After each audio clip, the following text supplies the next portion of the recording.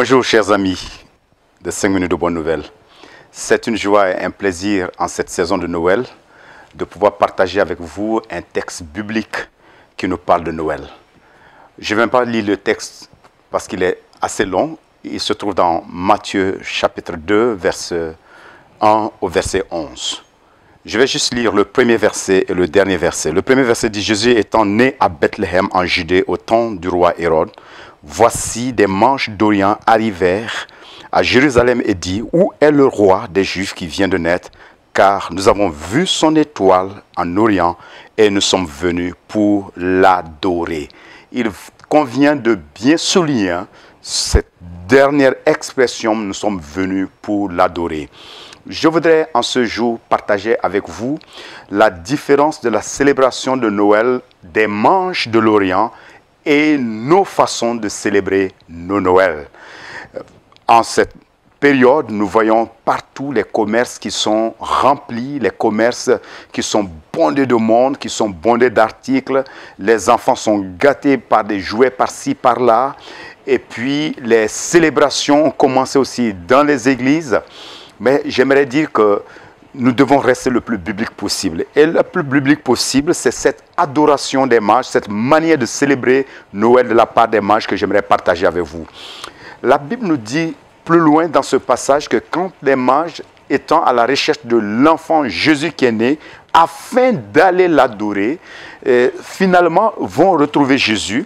Et c'est ce que nous trouvons au verset 11. Il nous est dit que quand ils aperçurent l'étoile et ils furent saisis d'une très grande joie. Ça vaut la peine aussi de noter le fait qu'ils soient saisis d'une très grande joie. Ils entraient dans la maison où était Jésus, virent le petit avec Marie sa mère, se prosternèrent et l'adorèrent. Encore une fois de plus, le mot adorer.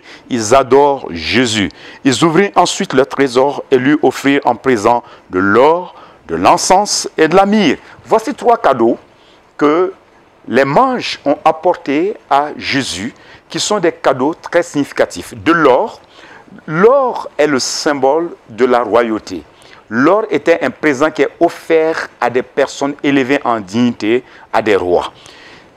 En offrant l'or à Jésus, les mages étaient en train de dire que ce bébé qui est couché dans cette étable n'est ni plus ni moins qu'un roi qui est là. Deuxième cadeau qu'ils vont offrir à Jésus, c'est l'encens. L'encens est un parfum, en fait, qui est brûlé dans le temple à l'occasion, dans le temps, pour la vénération de Dieu.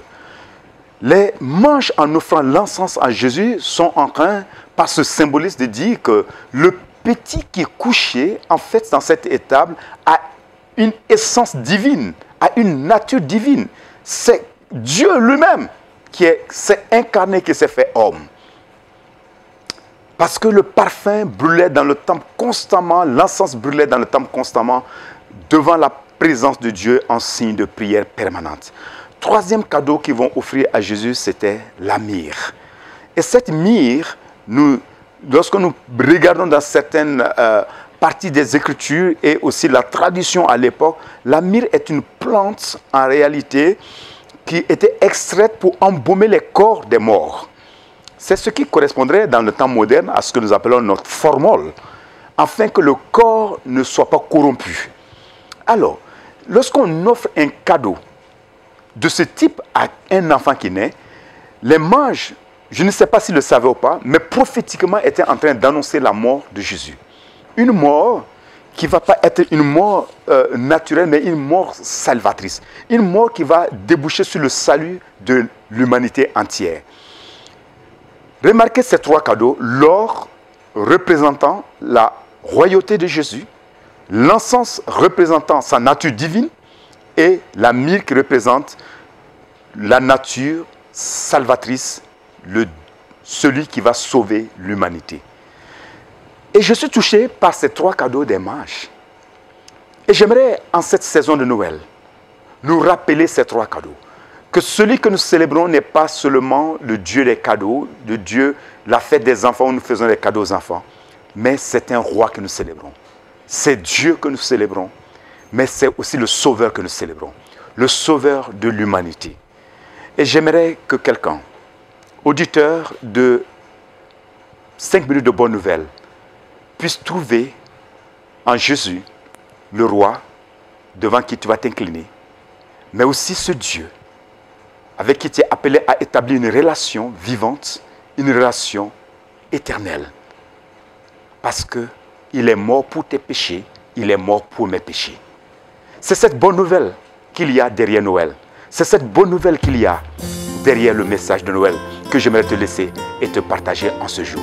Je prie que la révélation soit comprise et que Dieu ouvre nos esprits afin que nous comprenions le vrai sens de Noël et le meilleur cadeau que nous avons à donner à nous-mêmes d'abord et à nos enfants, c'est ce Jésus Sauveur, ce Jésus Roi et ce Jésus Dieu.